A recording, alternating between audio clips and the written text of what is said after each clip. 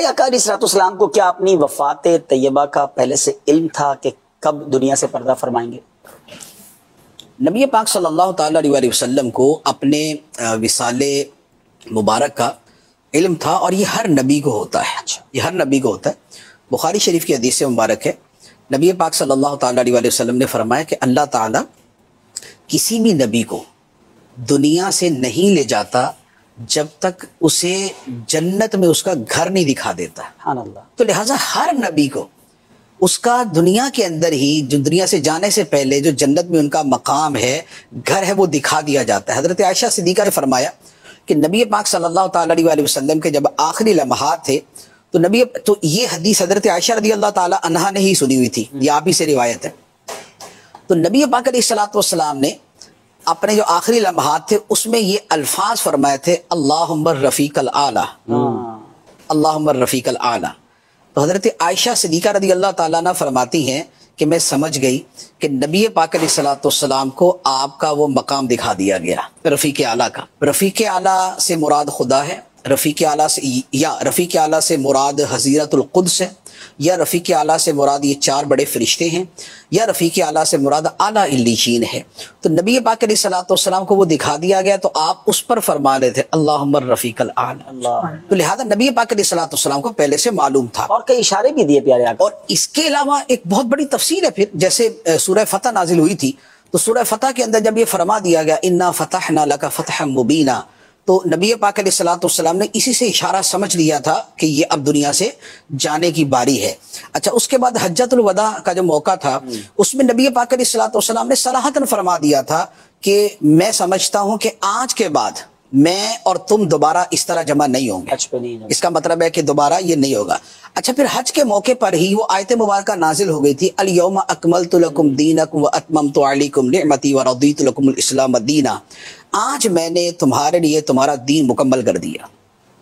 تو اب نبی پاک علیہ الصلوۃ والسلام کی تشریف آوری اسی پورے دین کو تو پہنچانا تھا، وہ پہنچ گیا۔ تو اس کا مطلب یہ ہوا کہ اب معاملہ جو ہے وہ مکمل ہو چکا۔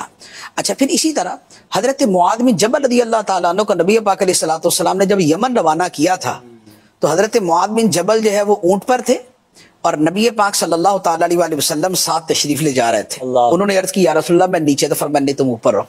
تو ساتھ ہی فرما دیا کہ اے معاذ اگلے سال مجھ سے ملاقات نہیں ہوگی تمہاری۔ اللہ اکبر۔ تو وہ رونے لگے تو نبی پاک علیہ الصلوۃ والسلام پھر ذمہ داری کا فرما کے ان کو بھیج دیا۔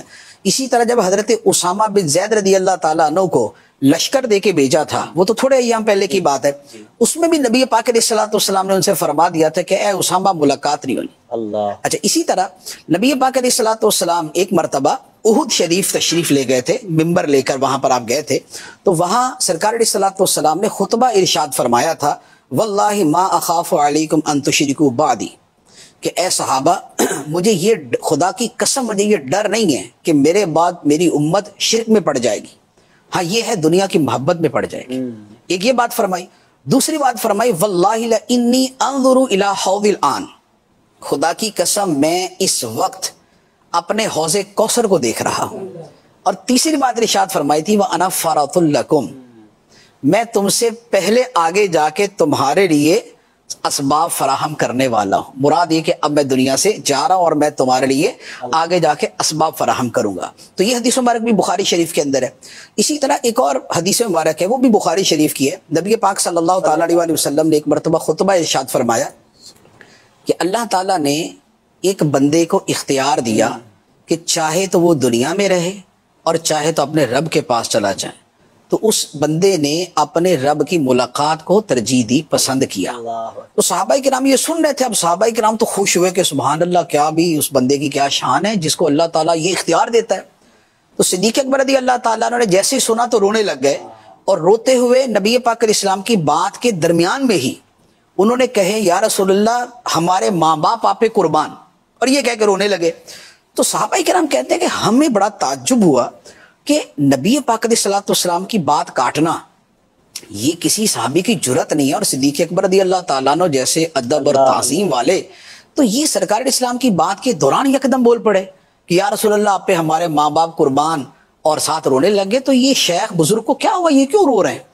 تو فرماتے کہ ہمیں اس وقت سمجھ نہیں آئی، لیکن بعد میں جب کچھ ہی عرصے کے اندر نبی پاک صلی اللہ تعالی علیہ وسلم دنیا سے تشریف لے گئے، پھر ہمیں سمجھ آیا کہ وہ ہستی، وہ بندے کون تھے جن کو رب نے اختیار دیا تھا کہ چاہیں تو اپنے رب کے پاس چلے جائیں اور چاہیں تو دنیا میں رہنا اختیار کریں۔ تو یہ وہ بات تھی جسے صدیق اکبر رضی اللہ تعالیٰ نے اس وقت سمجھ گئے تھے، مزاج شناس رسول جنہیں کہا جاتا ہے۔ تو یہ سارے کے سارے واقعات، پھر جس دن نبی پاک علیہ الصلوۃ والسلام کا وصال مبارک ہوا ہے، آپ نے اسی دن حضرت فاطمہ الزہرا رضی اللہ تعالیٰ عنہ سے فرمایا تھا، وہ بخاری شریف کی حدیث ہے کہ حضرت عائشہ رضی اللہ تعالیٰ عنہا نے پوچھا کہ اے فاطمہ ایک سوال کا جواب دو۔ کیا؟ کہا کہ جب نبی پاک علیہ الصلوۃ والسلام دنیا سے تشریف لے گئے تھے، اس دن سرکار نے تمہارے کان کے اندر، آپ کے کان میں کوئی بات کہی تھی تو آپ رونے لگ گئیں، پھر دوبارہ آپ کے کان میں پھر کوئی اور بات کہی تو آپ ہنسنے لگ گئیں، تو وہ باتیں کیا تھیں؟ حضرت فاطمہ رضی اللہ تعالیٰ عنہ نے جواب دیا کہ پہلے نبی پاک علیہ الصلوۃ والسلام نے مجھے یہ فرمایا کہ اے بیٹی اب میں دنیا سے جانے والا ہوں۔ تو یہ سن کر جو ہے نا میں رونے لگی کہ یہ کیا؟